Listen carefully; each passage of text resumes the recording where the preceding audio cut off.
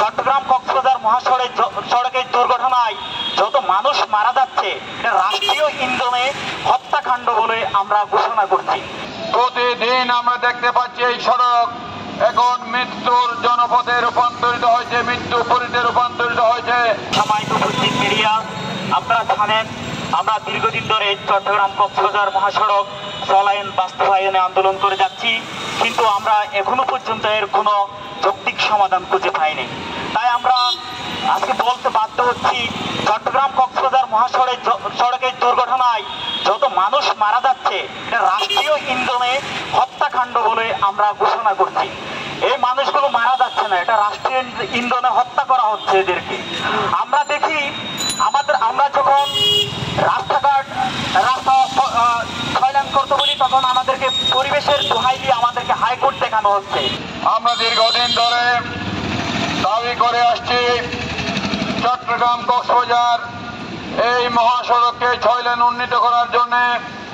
প্রতিদিন আমরা দেখতে পাচ্ছি এই সড়ক এখন মৃত্যুর জনপদে রূপান্তরিত হয়েছে, মৃত্যুপুরীতে রূপান্তরিত হয়েছে।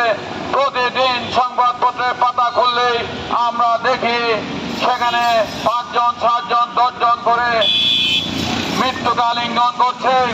আমরা এই পরিস্থিতি দেখতে চাই না। আমরা অনেক অনেক অনেক আবদার করেছি, দাবি জানিয়েছি আমরা এই চট্টগ্রাম কক্সবাজার সড়ক 6 লেনে উন্নীত করার এই আন্দোলন আমরা প্রয়োজনে চট্টগ্রাম কক্সবাজারে গণ আন্দোলনে রূপান্তরিত করব। তবু চট্টগ্রাম কক্সবাজার মহাসড়ক অবশ্যই 6 লেনে উন্নীত করতে হবে, কারণ আজকে বিশ্বের সর্বদীর্ঘ যে পর্যটন সমুদ্র সৈকত পর্যটন নগরী কক্সবাজার, সেখানে প্রতিনিয়ত হাজার হাজার লক্ষ লক্ষ পর্যটক সেখানে ঘুরতে যায়।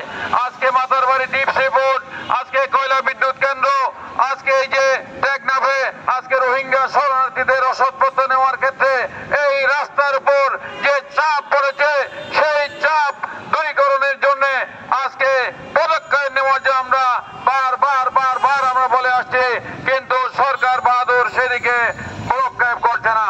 আজকে বিগত দিনে হয় নাই, আজকে ইন্টারিম গভর্নমেন্টের কাছে আমরা স্মারকলিপি দিয়েছি, আগে দাবি জানিয়েছি। আমরা অপেক্ষা করতে চাই না। আমরা অতি শীঘ্র এই চট্টগ্রাম কক্সবাজার মহাসড়ক 6 লেন উন্নীত করার কার্যকর পদক্ষেপ আমরা দেখতে চাই। আর না হলে এই দাবি আদায়ের জন্য আমরা বৃহত্তর গণ আন্দোলন গড়ে তুলব, কারণ এর কোনো বিকল্প নাই। আমরা দেখি এখানে সোজা আঙ্গুলে ঘি ওঠে না। সাধারণভাবে বললে এটা সরকার বাহাদুর অথবা কারো কানে যায় না। কাজে প্রয়োজনে এই 6 লাইন চট্টগ্রাম কক্সবাজার রাস্তা 6 লেন আদায় করার জন্য আমরা যে কোনো কর্মসূচিতে ইনশাল্লাহ যাব।